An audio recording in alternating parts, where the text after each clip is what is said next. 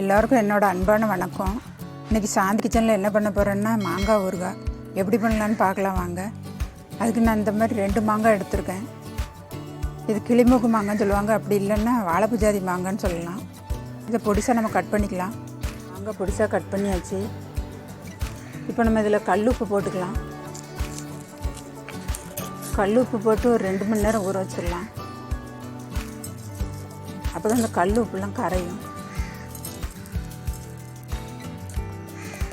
இந்த அளவுக்கு 2 ஸ்பூன் உப்பு போட்டிருக்கேன். இப்போ நம்ம கல் உப்பு போட்டாச்சு. நம்ம இப்போ 2 மணி நேரம் ஊற வச்சுக்கலாம்.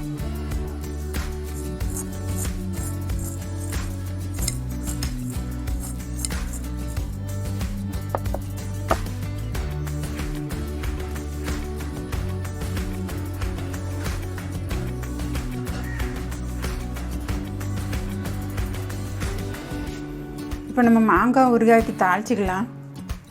ஸ்டவ் பற்ற வச்சுக்கலாம். கடாய் வச்சுக்கலாம். கடாய் காஞ்ச உடனே 100 ml நல்லெண்ணெய் ஊற்றிக்கலாம்.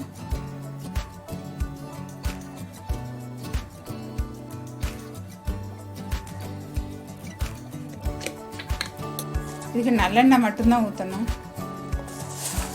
வேறு எந்த எண்ணெயும் ஊற்றக்கூடாது. எண்ணெய் காஞ்சதுக்கப்புறம் 1 ஸ்பூன் கடுகு போட்டுக்கலாம்.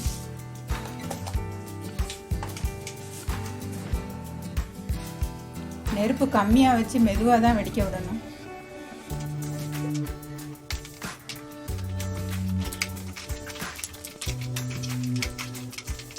கடுகு வெடிச்சிருச்சு. நம்ம 2 ஸ்பூன் மிளகாத்தூள் போட்டுக்கலாம்.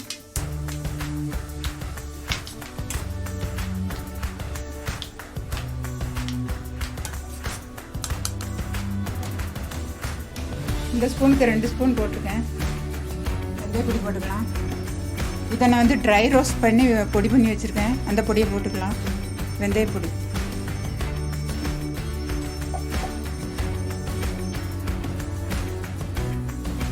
அரை ஸ்பூன் பெருங்காயத்தூள் போட்டுக்கலாம்.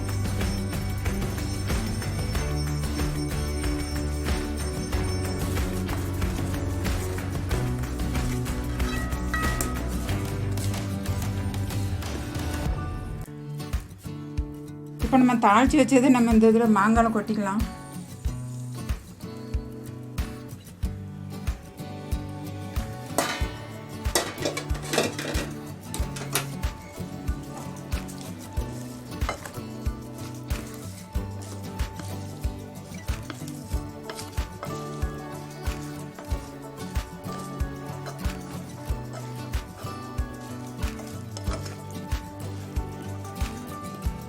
அவ்வளோதாங்க, மாங்காய் ஊறுகாய் சூப்பராக ரெடி ஆகிடுச்சு. இதை நம்ம ஒரு பாட்டில் அடைச்சி வச்சுக்கிட்டோம்னா 3 மாதம் வரைக்கும் கெட்டு போகாமல் அப்படியே இருக்கும். நம்ம ஈரம் படாமல் வச்சுக்கணும். உடனே சாப்பிட்டா நல்லா இருக்காது, மறுநாள் சாப்பிட்டா தான் சூப்பராக இருக்கும்.